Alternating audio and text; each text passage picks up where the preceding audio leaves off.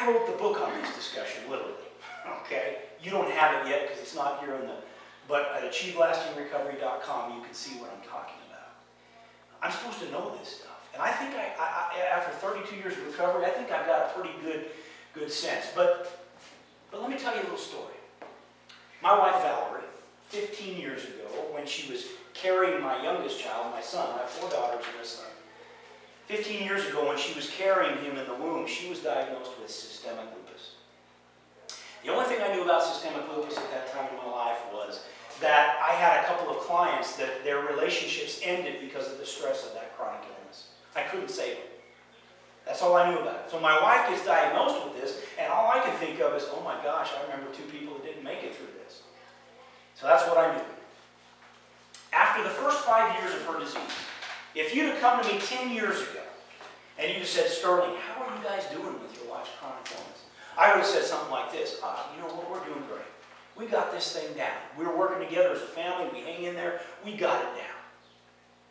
And then if you'd have come to me 5 years ago at year 10 and said, Sterling, hey, how you doing with your wife's disease? I'd have probably stopped and looked at you, and then I'd probably said something like, oh, it's hard. It's really hard. It's been a tough 5 years. But we're hanging in there. We're trying really hard. And then if you'd have come to me in the summer of this year, or last year, and you'd have said, hey, Sterling, how's your wife's situation? After I probably dropped a few tears, then I would have looked at you and said, it's hard. It's just hard. I'd have probably said something to you like this. It's very hard watching someone you've been with for 29 years fade away. Nothing harder to watch. This is my wife. I love her dearly.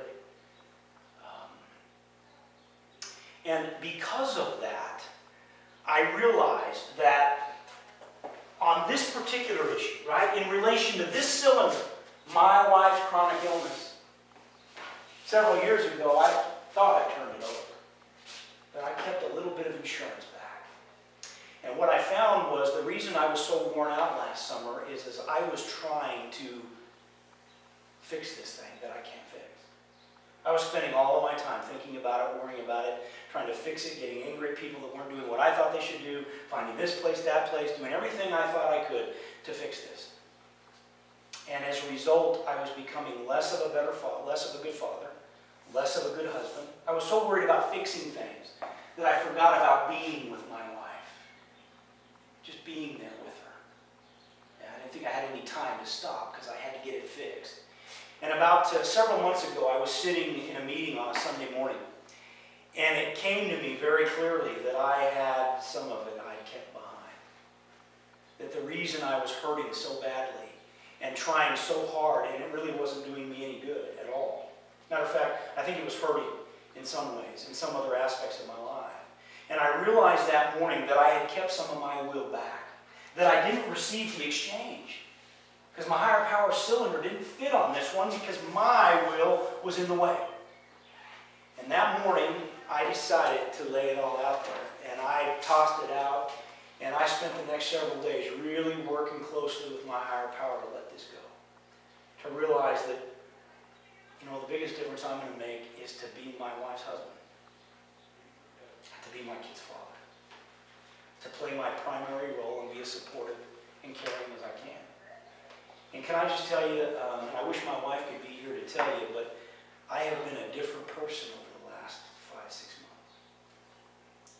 I love my wife. I'm still helpful when I can be, in the places that I can be, but I realize that all my wheel spinning, all it does is take me away from the people I care the most about.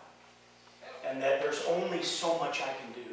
And when she used to get to a place where she was almost admitted to the hospital or almost doing this or in a flare-up, and I mean, I was just a miserable mess.